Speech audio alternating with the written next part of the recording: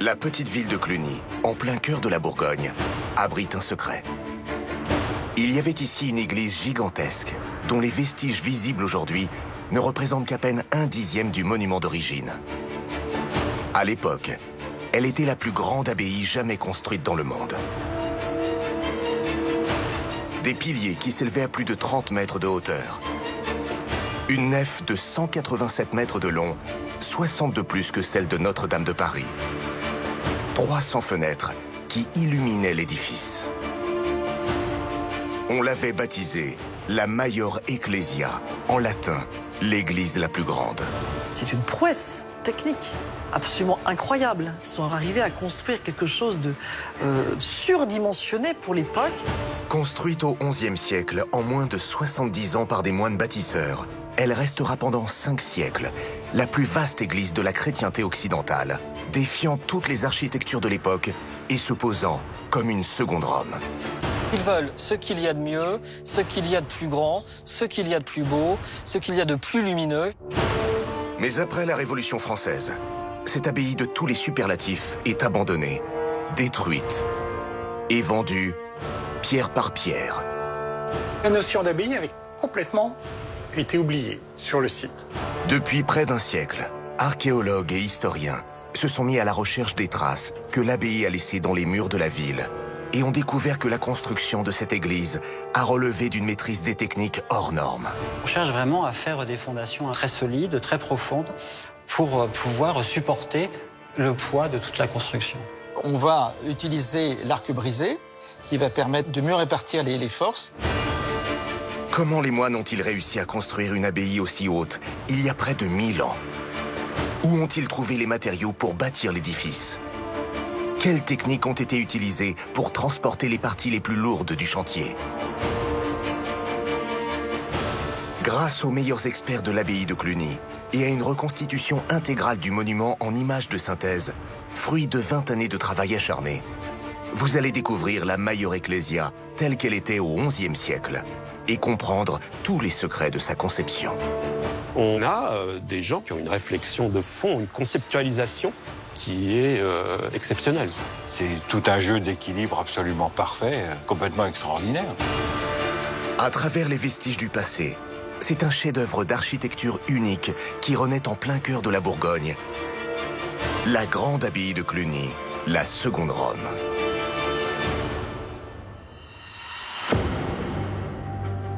C'est en plein cœur de la Bourgogne, dans le sud-est de la France, dans une vallée isolée que se trouvait l'abbaye de Cluny. Dans les murs de la cité religieuse disparue, s'élevait jadis la plus grande abbatiale jamais construite au Moyen-Âge. Détruite à plus de 90% après la Révolution française, il ne reste que quelques vestiges avalés par la ville qui s'est développée au cours des siècles. Comment retrouver les dimensions de cette église? À quoi ressemblait-elle? Aujourd'hui, seul reste le grand transept sud avec sa tour octogonale, dernier vestige qui prouve la taille colossale de l'édifice.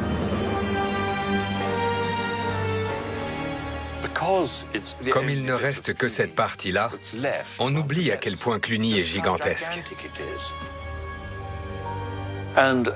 Ce transept est 2 fois plus grand qu'une église classique de l'époque.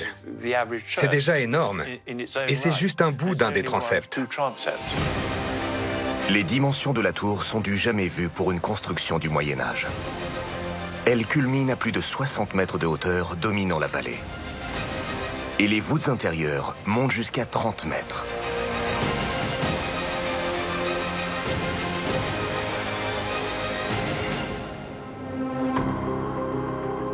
Cette tour a éveillé la curiosité des historiens pour retrouver les plans de l'abbatiale disparue.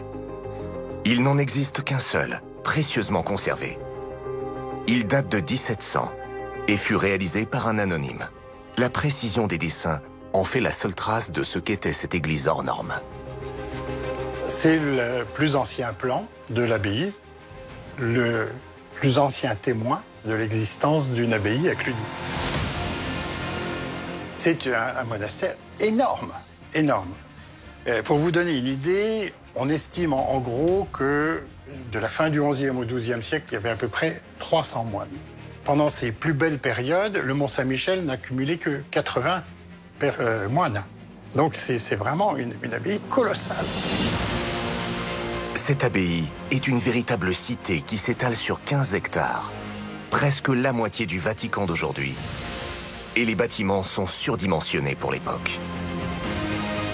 Certains sont encore visibles dans la ville, comme le Farinier ou l'hôtellerie.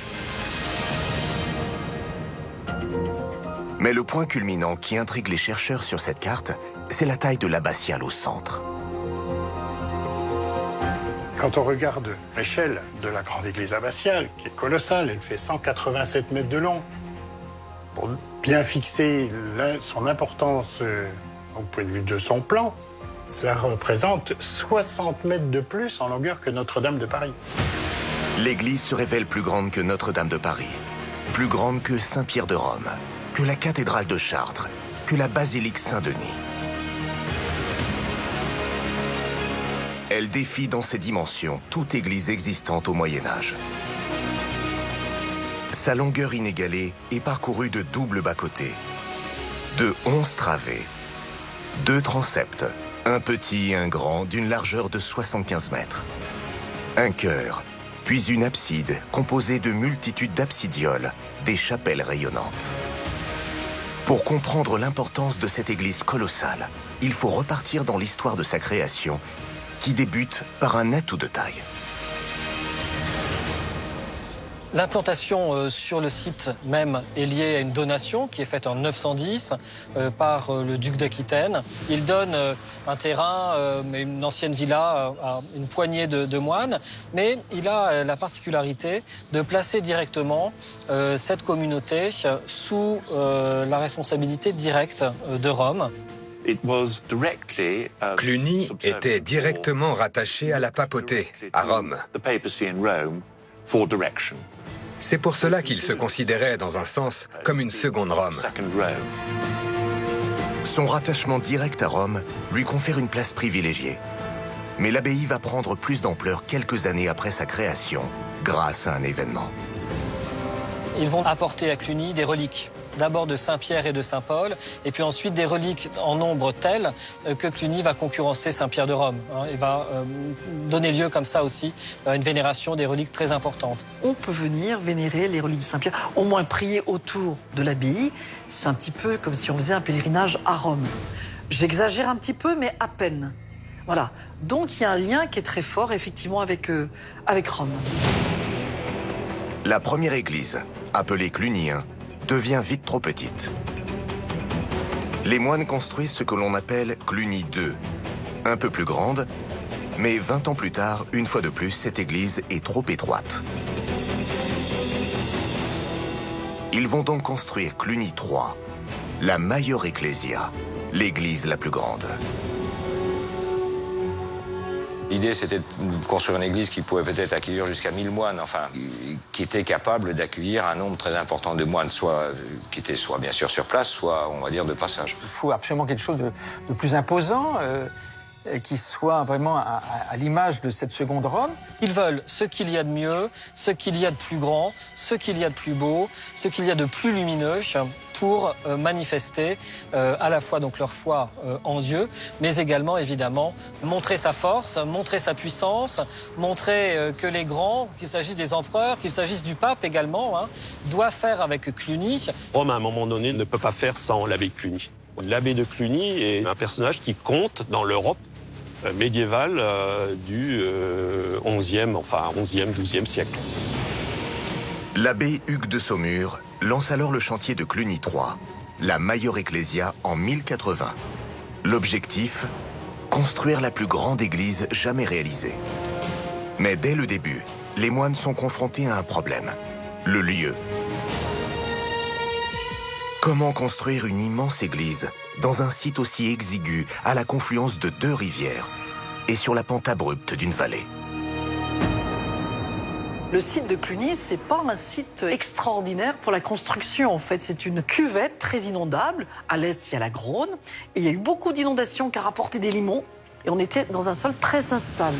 jusqu'à ce niveau, d'ailleurs où nous sommes, ici, où là on retrouve le terrain naturel. Le chœur de l'église doit faire face à l'est en direction de Jérusalem. Les moines vont devoir donc terrasser le flanc de la colline pour obtenir un socle en retirant des milliers de mètres cubes de terre. Évidemment, ce sont des travaux de terrassement tout à fait considérables. Ils vont jouer un petit peu de difficulté puisqu'ils vont venir donc perpendiculairement à la pente de la colline et par conséquent, ils vont être contraints de réaliser un certain nombre de travaux pour essayer d'obtenir donc un terrassement. On a des couches de terrain qui sont pas très homogènes et puis les parties orientales sont quand même assez humides. Donc on va créer des fondations extrêmement puissantes. Pour construire haut, il faut de bonnes fondations. Et ça, les moines clunisiens l'ont bien compris. La chapelle Jean de Bourbon, à l'extrême sud-est de l'abbatiale, a été remaniée au XVIe siècle. Des fouilles sont en cours pour retrouver les anciennes fondations de l'abbaye. Elles sont dirigées par Fabrice Henrion, archéologue au Centre d'études médiévales. Ce qui est assez extraordinaire, c'est que là, on est en fondation. Ce sont des maçonneries extrêmement bien faites, extrêmement bien construites, et pourtant, elles n'étaient pas visibles, elles étaient dans la terre, elles étaient enfouies dans les tranchées de fondation. Donc c'est une construction de très grande qualité. Les pierres en calcaire sont parfaitement découpées, d'une épaisseur entre 6 à 18 cm. Elles sont reliées entre elles par du mortier. Les fondations sont profondes parce que les constructeurs vont rechercher un sol dur pour pouvoir se poser dessus. Là, on cherche vraiment à faire des fondations importantes, très solides, très profondes, pour pouvoir supporter le poids de toute la construction.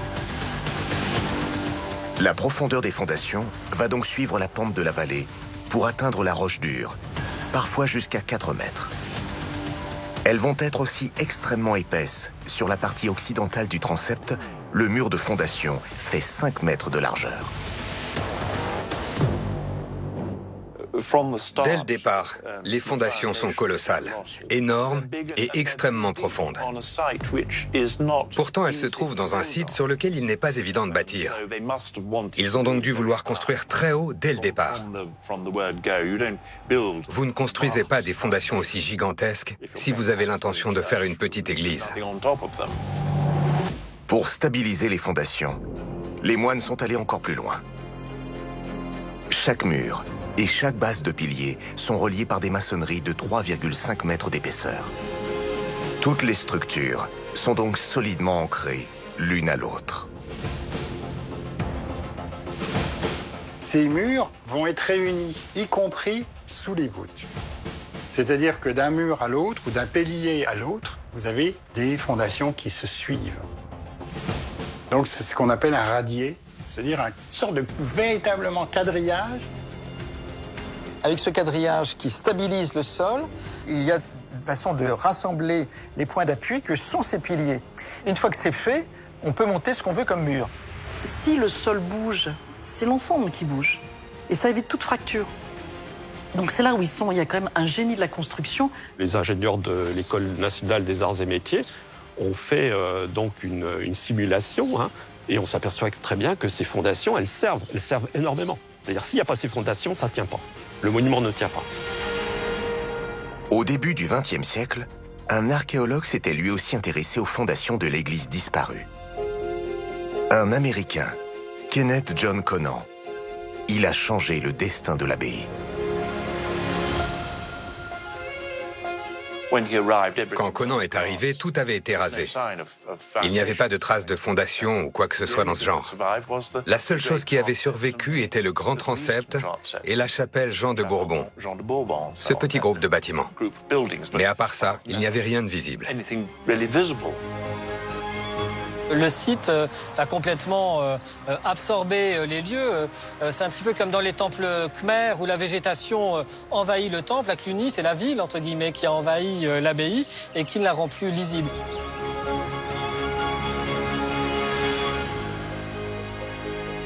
La notion d'abbaye avait complètement été oubliée sur le site. Donc il s'est attelé pendant une quarantaine d'années à retrouver non seulement le plan, mais à recomposer les volumes disparus de cet édifice exceptionnel. En s'aidant de rares dessins d'artistes réalisés au XVIIIe siècle et montrant l'abbaye et son église, Kenneth John Conant n'a qu'une obsession, retrouver les dimensions exactes de l'édifice. Pour cela, il analyse les fondations, leurs épaisseurs et leur composition, pour aboutir enfin à des centaines de plans qui dévoilent l'abbaye en volume pour la première fois. Conant est effectivement le redécouvreur de l'abbaye de Cluny. C'est le premier à avoir proposé des reconstitutions de l'église abbatiale dans toute sa splendeur d'origine et ultérieure. Grâce à ses recherches, Conant découvre toute la taille de l'édifice.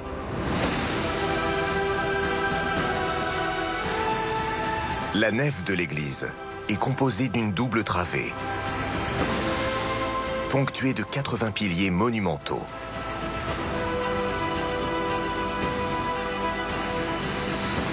D'un transept, lui-même suivi d'un plus petit. Enfin, il y a le chœur, avec 10 piliers qui forment un déambulatoire. Un triple étage de fenêtres baigne de lumière l'église. Et les voûtes s'élèvent sur 30 mètres. Au XIe siècle, aucune église n'égale ses hauteurs et ses dimensions. C'est la plus grande, la plus haute et la plus lumineuse. Mais comment les moines ont-ils réussi à réaliser une telle œuvre avec les techniques du Moyen-Âge? Au Xe siècle, nous sommes dans l'âge d'or de l'art roman. Les églises sont de taille modeste, ne dépassant pas les 20 mètres. Des murs épais, de petites fenêtres, bien loin de ce que souhaitent réaliser les moines. Les églises du XIe siècle, elles sont plus sombres, en général. Parce que leurs fenêtres sont percées, par exemple, dans les murs des tribunes. Les nefs sont rarement éclairées directement. Ce sont des églises un peu trapues, entre guillemets. Les moines de Cluny, eux, décident d'élever les murs, d'avoir des voûtes très très hautes, de percer leurs murs de très très nombreuses fenêtres. Les voûtes à cette époque sont réalisées en plein cintre, typique de l'art roman. C'est un demi-cercle qui supporte le poids. Le diamètre est donc égal à la largeur de la voûte. La hauteur de la voûte, quant à elle, c'est le rayon.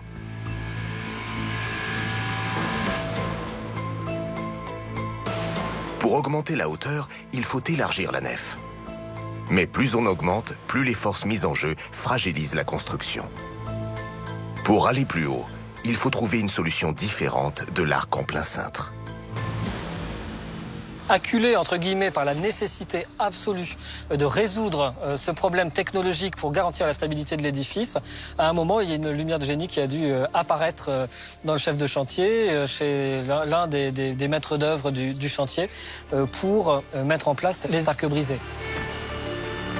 L'arc brisé, c'est deux demi-cercles dont les centres sont situés aux extrémités de la voûte. Ils se croisent et cela forme un arc brisé. La largeur n'est plus liée au diamètre, comme pour le plein cintre. Elle peut atteindre les 2/3 de la largeur de l'arc en plein cintre. Il est donc possible de monter plus haut qu'avec un plein cintre. L'arc brisé, il existe avant Cluny. On ne va pas créer l'arc brisé à Cluny, mais on va l'utiliser car on sait qu'il a des caractéristiques intéressantes. Alors, dans l'esthétique romane, tous les arcs sont systématiquement en plein cintre. À Cluny, on a hésité pour des questions de stabilité. À cette époque-là, c'est tout à fait novateur. C'est novateur parce qu'on va mieux répartir les forces sur des parties voûtées, entièrement voûtées. Avec les voûtes plein cintre, les forces sont également réparties horizontalement et verticalement. Il faut donc des murs épais pour éviter qu'ils ne s'écartent sous la pression. En brisant l'arc en deux demi-cercles, la composante horizontale des forces appliquées est réduite et reportée sur la composante verticale. Les murs peuvent donc être moins épais et plus hauts sans risque d'écartement. À partir du moment où du coup ces murs vont pouvoir être plus généreux en élévation, on va pouvoir également plus facilement les percer pour créer des baies, donc ces ouvertures qui vont baigner de lumière l'ensemble des vaisseaux qui constituent donc la nef et les bas-côtés de Cluny 3.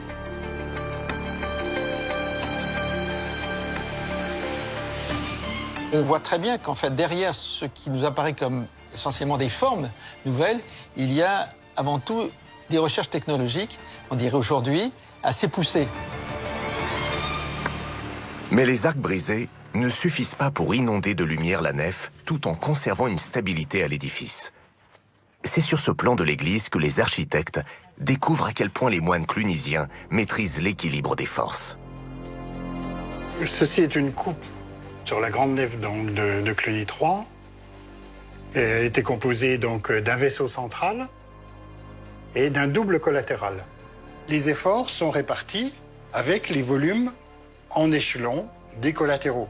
Et toute cette suite de récupération des forces latérales va être obtenue par une stabilité des murs extérieurs avec de puissants contreforts. Voilà.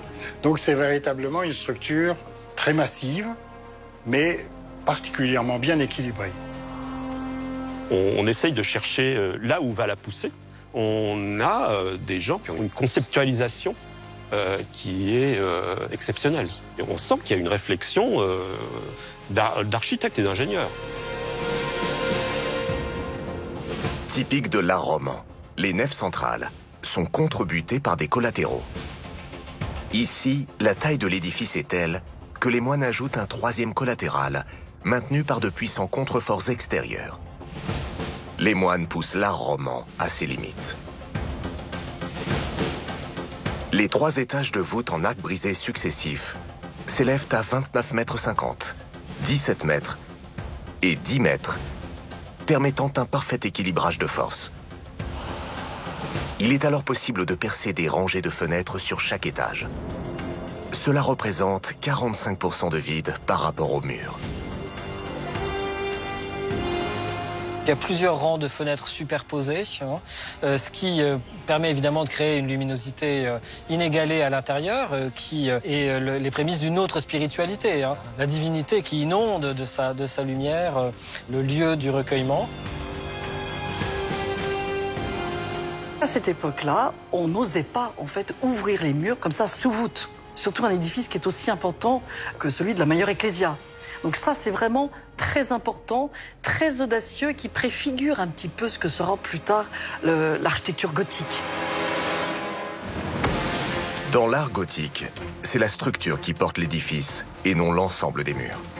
À Cluny, les moines ont poussé la réflexion des répartitions des forces à son extrême pour pouvoir dépasser les hauteurs admises dans l'art roman jusqu'à des détails essentiels à l'équilibre. C'est le cas notamment de la position des piliers.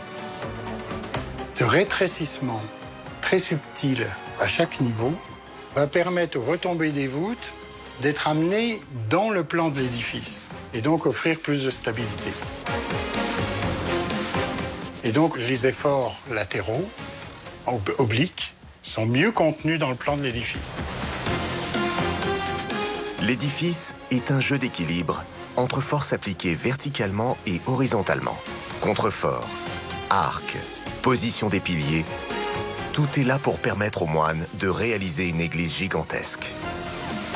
Cependant, le bâtiment peut aussi bouger en torsion. Les moines vont donc s'intéresser aux dalles qui supportent le dernier étage.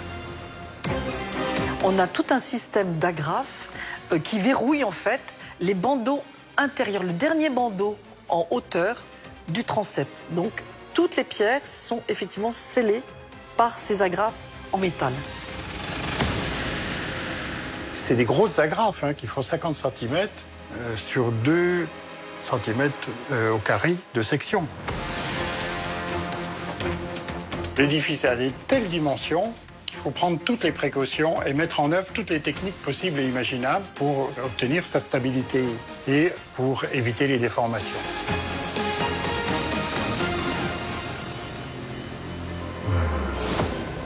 Mais cela ne suffit pas. Les moines doutent encore de la pression exercée sur les murs par la voûte. Alors ils vont placer de grandes barres de fer tout au long de la nef.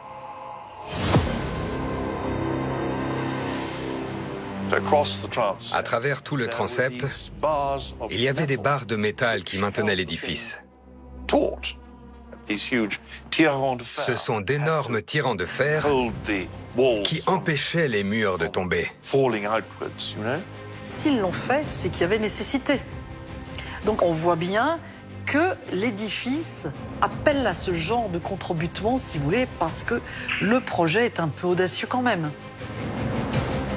Tout le monde au Moyen-Âge connaissait Cluny. Et les constructeurs des grandes cathédrales, bien entendu, connaissaient Cluny. Donc on savait quels avaient été les avantages ou les inconvénients de telle ou telle mise en œuvre. Donc l'arc brisé mis en œuvre à Cluny est repris dans les grandes cathédrales. L'utilisation du fer avec les agrafes est repris dans l'architecture gothique, etc. L'abbatiale se veut splendide, grandiose, impressionnante. La première pierre est posée le 25 octobre 1088. Les moines commencent par le bras sud du grand transept, la seule partie sauvegardée aujourd'hui. Le chantier se déplace ensuite du sud vers le nord et ensuite vers l'ouest.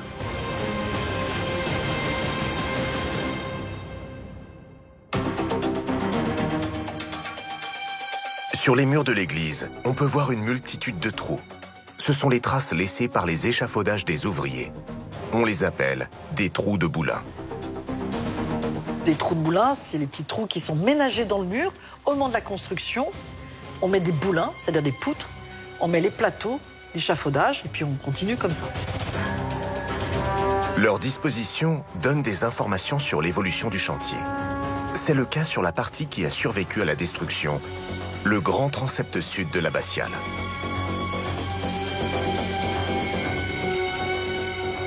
On peut voir que la disposition des trous de boulin, qui sont alignés horizontalement sur les deux premières travées, ne le sont pas sur la troisième. Il y a un décalage de 30 à 40 cm. C'est le signe d'un arrêt de chantier. Que s'est-il passé? Si on regarde plus en détail cette troisième travée, les trois fenêtres les plus hautes ne sont pas alignées avec celles juste en dessous. Enfin, le bandeau qui souligne l'étage s'interrompt subitement et ne poursuit pas sur la troisième travée. Tous ces indices permettent de comprendre ce qu'il s'est passé sur le chantier à ce moment-là. Il y a un changement de projet. C'est-à-dire qu'on pensait dans un premier temps effectivement construire une église voûtée haute, 20 mètres, mais 20 mètres sous voûte, d'être un éclairage direct. Et à ce niveau-là de la construction, donc au milieu du transept, on décide de monter de 10 mètres de plus. Et on change de projet, ça se voit très très bien dans le transept. La première coupole est à 20 mètres, la deuxième à 30 mètres. Et normalement, la troisième aurait dû se trouver à 20 mètres de hauteur. Mais les moines décident d'aller plus haut. En plaçant cette troisième coupole à 30 mètres, ils sont obligés de décaler les fenêtres vers le nord pour laisser passer le pilier porteur.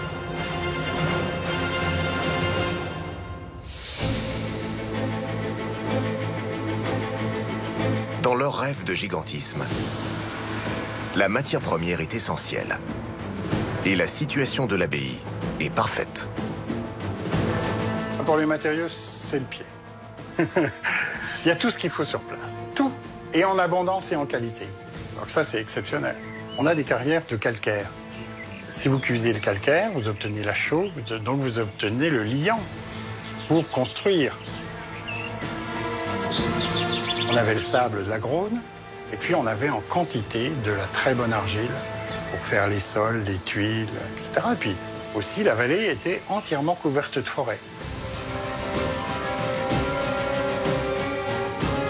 À proximité du chantier, à moins de 3 km, il y a une multitude de carrières qui offrent des pierres à profusion.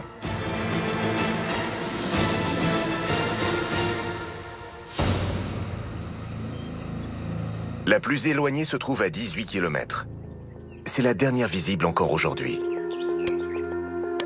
Les moines y extrayaient du calcaire blanc, appelé calcaire pisolithique. On est ici aux carrières de Lally. C'est un des rares cas de pierre tendre de la région. On sait qu'on a extrait de la pierre pour la sculpture. Les autres carrières sont composées de pierres dures et elles sont utilisées pour le bâti. Il y a 3 calcaires aux caractéristiques physiques différentes. Le micritique, l'olithique et l'anthroque. Il y a aussi de l'arkose, une sorte de grès. Les programmes étaient délibérément très audacieux en termes de finances et en termes techniques. Donc on a cherché la meilleure pierre possible, des grosses assises qui permettent de faire des murs riches. Les plus belles pierres sont taillées directement sur le site et placées de manière visible sur les extérieurs. Les murs sont faits avec 2 parements, c'est-à-dire deux façades plus ou moins réglées, avec des moellons de pierre taillés plus ou moins finement, ça dépend des endroits. Et puis au milieu, on a un mélange de mortier grossier avec des déchets de pierre de toutes les formes. Donc tout ça, ça donne un bloc stable, uniforme. Alors plus c'est large, plus on peut monter haut. C'est une prouesse technique absolument incroyable. Ils sont arrivés à construire quelque chose de surdimensionné pour l'époque, avec des moyens assez simples, parce que c'est vrai que les murs en moellon, c'est basique en fait. C'est comme cela qu'on construit depuis toujours, depuis l'Antiquité.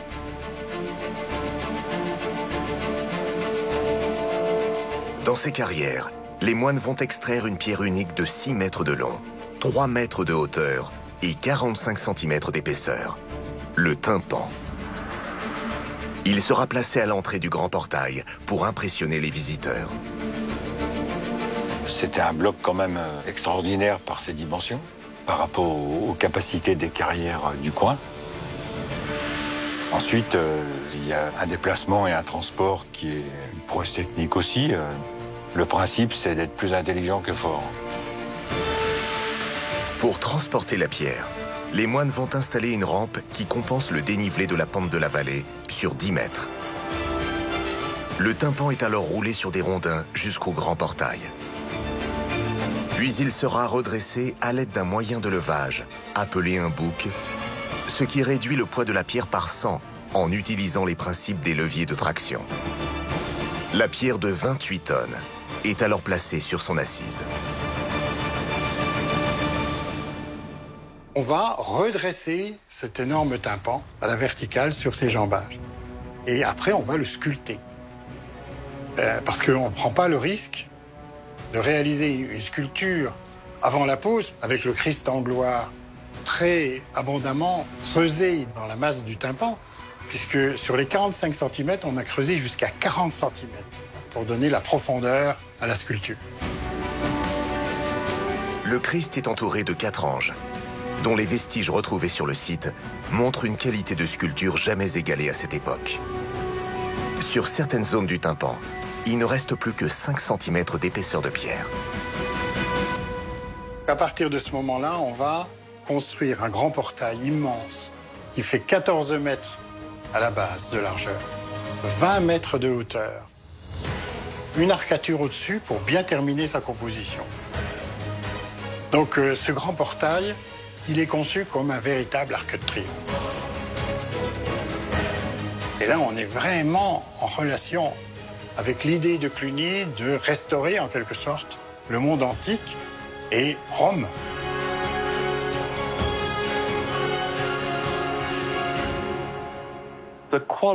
La qualité de la sculpture est à couper le souffle. Quand vous entrez par la porte ouest, sous le linteau, surmonté par cette sculpture, et que vous regardez tout au bout de la nef, ce que vous voyez, c'est cette gigantesque peinture du Christ en croix.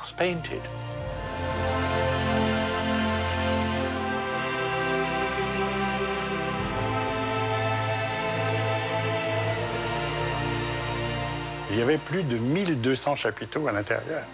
Donc une décoration absolument gigantesque au point de vue du nombre et de la qualité de la sculpture. Et c'est des chapiteaux de grande dimension. Ils font 80 cm de large sur 80 cm de haut.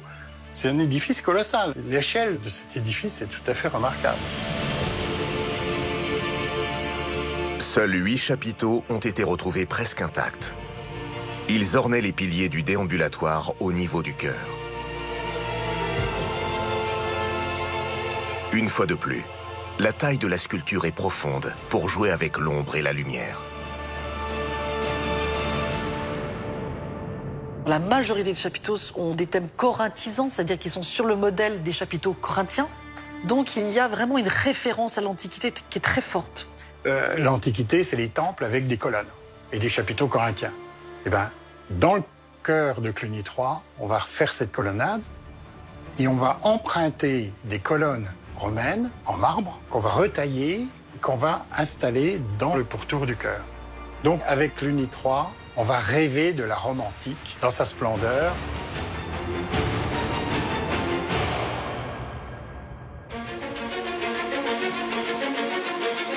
Les moines voulaient avant tout une architecture monumentale.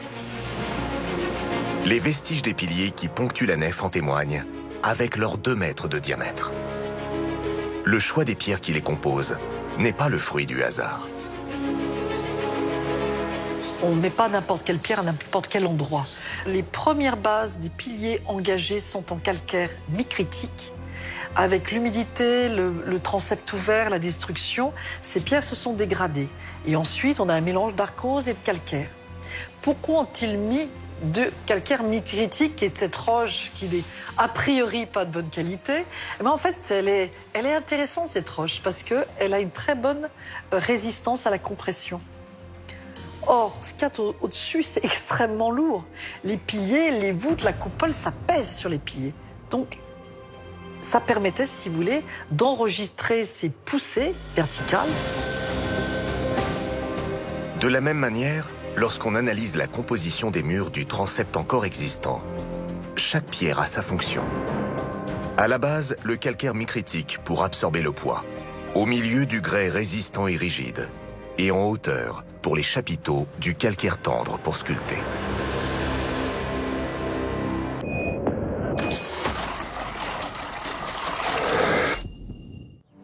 Le monde change, évolue. Jeep aussi. Nous devons repenser l'usage de nos ressources.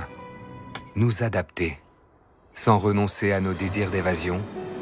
Sans contrainte, mais pas sans conscience. À l'heure où Jeep devient hybride, vous êtes plus libre que jamais. Nouvelle Jeep 4xe hybride rechargeable, à partir de 325 € par mois. Avec Jeep chez vous, notre réseau vous conseille et vous accompagne à distance jusqu'à la livraison de votre Jeep. Détails sur jeep.fr. Bonjour, je m'appelle Gwen, je serai votre professeur aujourd'hui et je vais vous parler du cerveau. Commençons. À votre avis, quelle est la différence entre le cerveau de l'homme et celui du chien? Une idée? Le chien a un cerveau moins développé que celui de l'homme, parce qu'il ne va pas à l'école. Maintenant, est-ce que l'un d'entre vous connaît la taille du cerveau? Oui, Sophia? Il est de taille moyenne. Oui, très bien. Sympa. J'ai bien mis en stock, regarde. Des coussins à rayures à étoiles avec des carreaux, des nappes à carreaux, des tableaux, des rideaux à carreaux, des carreaux à gogo. AliExpress, émerveillez-vous. Chaque jour, vous semez des petites graines pour que votre bébé grandisse en harmonie avec la nature. Pampers sème aussi des petites graines avec ses couches Harmonie. Elles contiennent des ingrédients d'origine végétale et contribuent à la reforestation pour que votre bébé se développe dans le plus beau des mondes. Pampers Harmonie. La prochaine fois que vous choisirez des lunettes, demandez-vous si elles vous vont bien, évidemment. Mais demandez-vous aussi où et par qui elles ont été fabriquées, avec quels matériaux, et si elles valent le prix auquel elles vous sont vendues. Et surtout, au moment de payer, demandez-vous où ira votre argent. Chez Écoutez Voir, tous les bénéfices sont réinvestis dans l'économie sociale et solidaire. Lunettes juste chez Écoutez Voir. Écoutez Voir, optique et audition mutualiste. Dispositif médical. Bricoprivé.com, les plus grandes marques au meilleur prix. Bricoprivé.com, c'est brico, auto, jardin, maison. Bricoprivé.com, c'est jusqu'à moins 80% en vente privée. Bricoprivé.com, bricoler sans vous priver.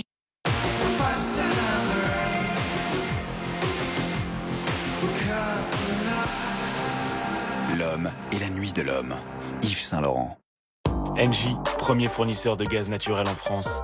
En ce moment, profitez de moins 20% sur votre abonnement pendant 1 an. Appelez vite le 3101. J'agis avec Engie. one right away. I saw the life inside, so shine bright. Who will you make happy today? La vie est belle intensément. Le nouveau parfum intense, Lancôme.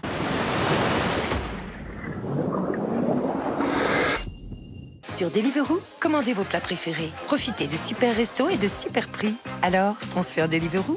Jusqu'à la fin de l'année, la livraison est gratuite sur tous les restaurants pour 1 € par mois.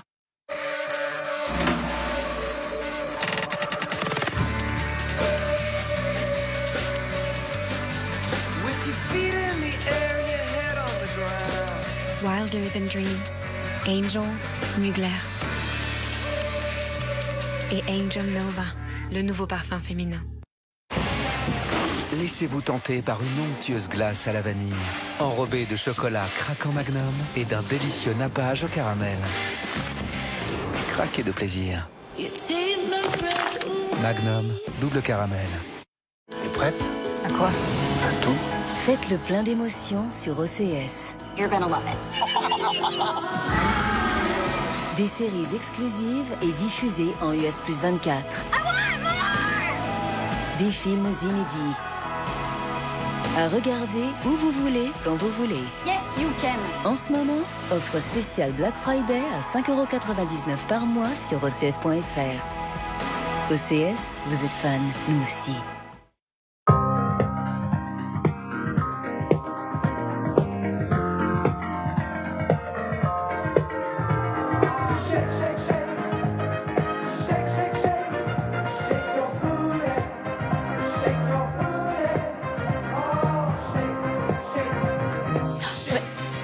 Qu'est-ce que tu lui donnes à manger? Vivons fort. Charal.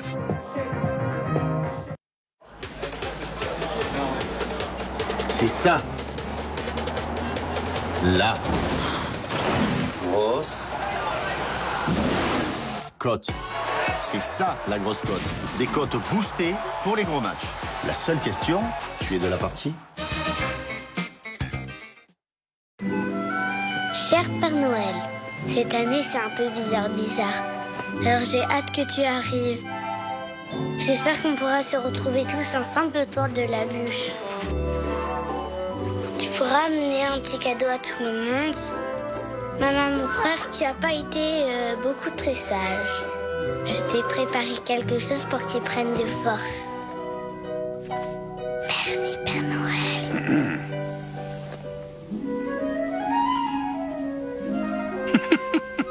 Oh non, on n'est pas le Père Noël, mais cette année particulièrement, nous ferons tout pour que vos fêtes soient réussies.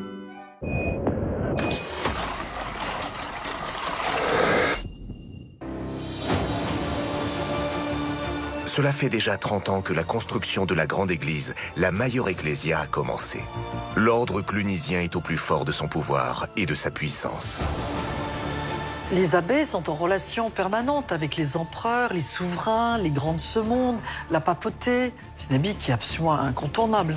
Petit à petit va se créer ce qu'on pourrait appeler un empire. On appelle ça un ordre religieux, mais il s'agit véritablement d'un empire. Aujourd'hui, pour une entreprise ou une firme, on parlerait vraiment d'empire. C'est une abbaye qui a ce qu'on appellera aujourd'hui des filiales, si je puis dire, un peu dans toute l'Europe, c'est-à-dire de l'Angleterre à l'Italie, de l'Espagne à la Pologne, et qui a un rayonnement, bien sûr, spirituel, mais aussi temporel énorme.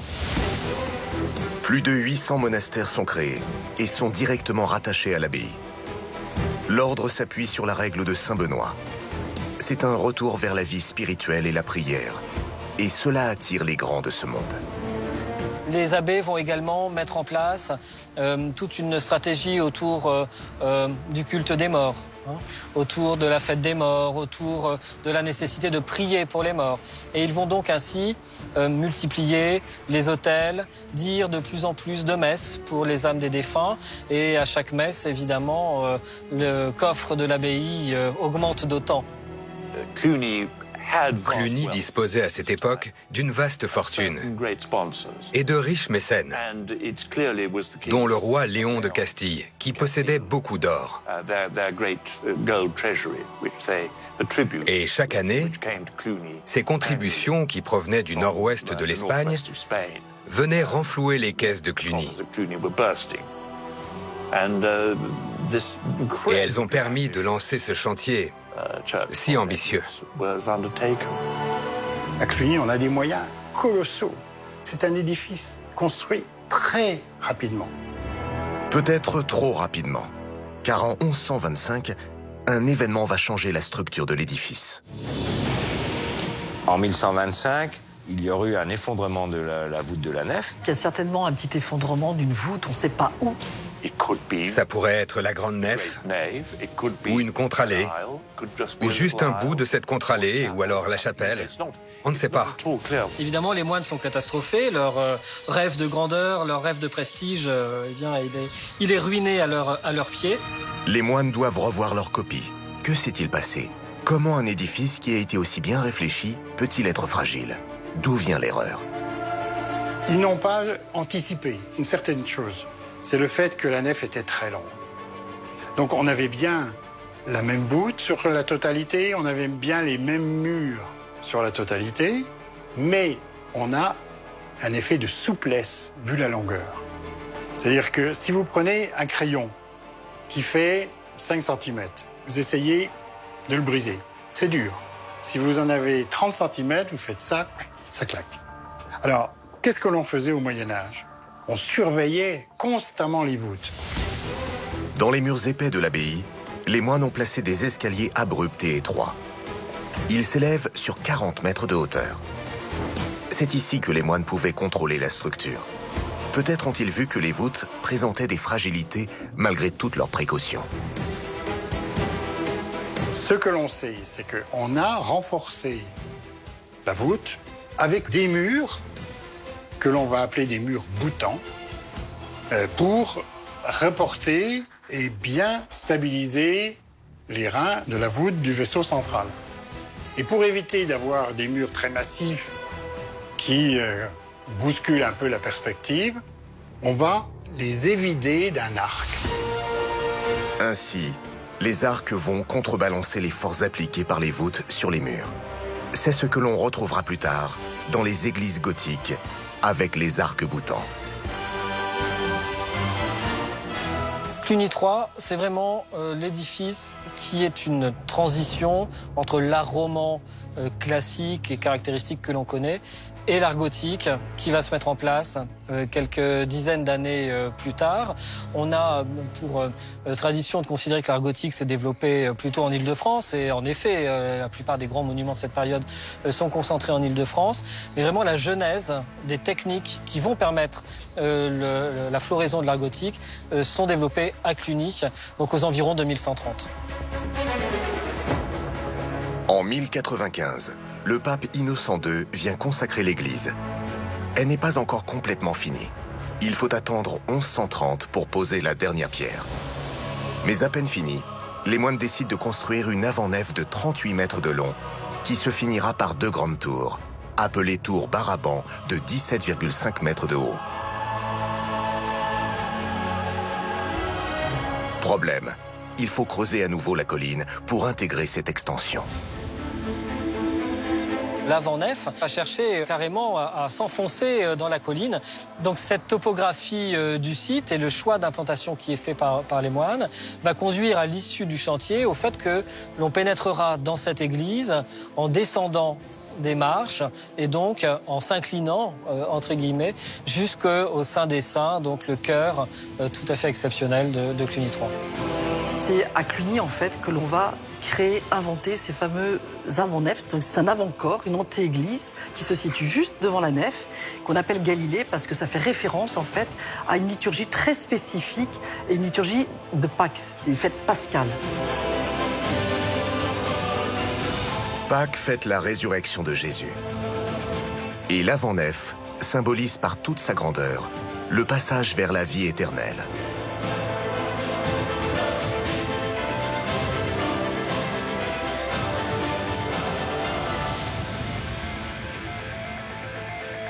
L'abbatiale est enfin terminée. Elle aura surgi de terre en moins de 70 ans.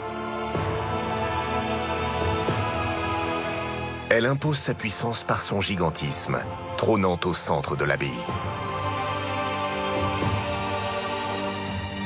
Cette cité religieuse est entourée de murs d'enceinte.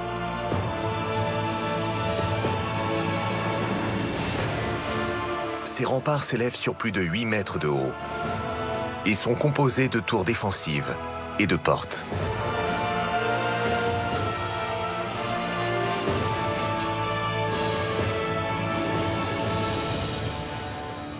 Les murailles de l'abbaye sont quand même des murailles qui ne sont pas uniquement de prestige d'ailleurs, hein, qui peuvent être utilisées en cas d'attaque, il y en a eu. Et puis il y a la ville qui est autour de l'abbaye avec aussi les murs d'enceinte de la ville. Donc l'abbaye, c'est une petite ville dans la ville de Cluny. Et puis quand l'abbaye s'agrandit, on va agrandir aussi ses fortifications. Et progressivement, en s'agrandissant, elle va amener aussi de plus en plus de monde à proximité de ce lieu. Il faut accueillir les pèlerins, il faut une hôtellerie, accueillir pas seulement des pèlerins, mais aussi les hôtes de passage. On oublie quelquefois qu'une abbaye, c'est pas simplement donc une église et un cloître et quelques bâtiments, c'est tout un ensemble, à la fois économique et culturel.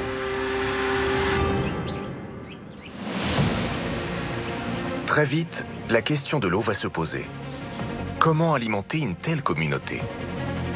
Les moines vont utiliser les 2 rivières qui se trouvent de part et d'autre de l'abbaye, le Médasson et la Grosne. Mais pour cela, ils vont devoir faire des ajustements. C'est le Médasson, c'est un petit ruisseau qui prend ses sources à l'ouest de Cluny et qui va être canalisé sous la ville de Cluny et surtout qui va servir pour l'hydraulique du monastère et en partie de la ville.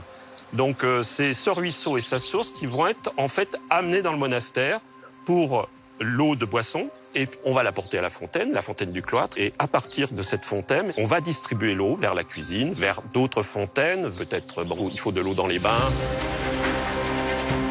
Les moines utilisent la gravité. La pente va de l'ouest vers l'est. Le Médasson se jette naturellement dans la Grosne. La fontaine du cloître, qui va réceptionner l'eau, est la plus élevée de l'abbaye. Une fois alimentée, elle va desservir les différents lieux. En utilisant la chute due au dénivelé, les moines vont augmenter la pression et faire jaillir l'eau. Mais le Médasson va aussi servir d'eau d'assainissement. Un réseau parallèle va être créé pour évacuer les eaux usées. On a des réseaux d'égouts qui font plusieurs centaines de mètres. On est obligé d'injecter de l'eau courante dans les égouts pour que la charge elle parte. Par exemple, on a des chasses d'eau en amont des latrines monastiques, qui sont de grands bâtiments longitudinaux. Et donc, en amont, se trouvent généralement des systèmes. On ouvre les vannes et les matières fécales sont envoyées plus en aval. Très vite, l'abbaye s'agrandit vers la Grosne. Et les moines vont donc détourner le cours de la rivière. Ils vont alors placer des bassins de rétention d'eau en amont et en aval de la rivière, en construisant des barrages de 5 mètres de haut et de 370 mètres de long, capables de retenir 200 hectares d'eau. Ils créent alors un canal détourné qui longe la vallée pour irriguer toute l'abbaye. Au final, c'est l'un des réseaux hydrauliques les plus complexes du Moyen-Âge. Cluny a fait d'un réseau hydrographique naturel un réseau complètement artificiel. On n'a plus du tout d'eau naturelle qui passe dans la ville et l'abbaye. Les moines vont implanter 187 moulins tout le long de la Grosne et à l'intérieur de l'abbaye, ce qui leur rapporte des revenus colossaux. C'est une des plus grandes seigneuries du Moyen-Âge. Au Moyen-Âge, maîtriser l'eau, évidemment, c'est un signe, là encore, de puissance, de savoir-faire technologique. Et les moines de Cluny ne vont pas déroger à cette règle. Avec l'eau, il y a aussi, au-delà de la dimension domestique, une dimension spirituelle qui va contribuer à démontrer la richesse, évidemment, de cette abbaye. L'abbaye de Cluny va prospérer pendant 5 siècles, grâce à de puissants abbés qui vont se succéder.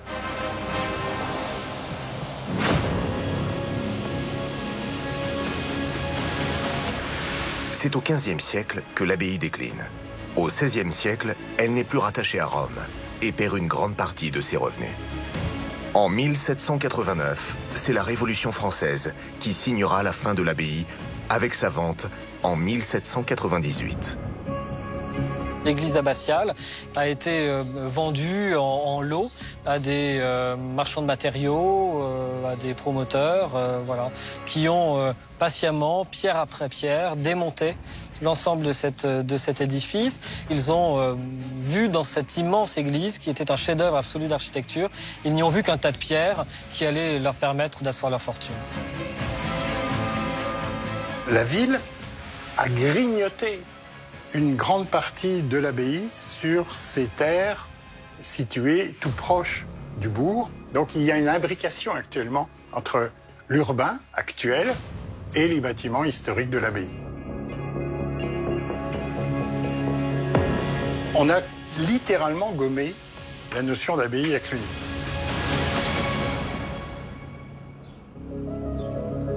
En déambulant dans la ville, on peut voir une multitude de maisons médiévales dont certaines renferment dans leurs murs des morceaux de la grande abbatiale. On retrouve, alors soit dans les maçonneries des maisons ou bien dans les jardins des particuliers, des éléments de sculpture, un morceau de chapiteau, un morceau de portail, une statuette qui provient de cette grande église. À travers les siècles, l'abbaye s'est transformée. Un nouveau cloître a été édifié à l'emplacement de l'ancien, au XVIIIe siècle, ainsi que l'école des arts et métiers. Les jardins ont été redessinés. Mais la grande abbatiale de Cluny, dispersée dans la ville, continue de vivre. Cette prouesse architecturale dans le gigantisme rayonne toujours à travers ses vestiges.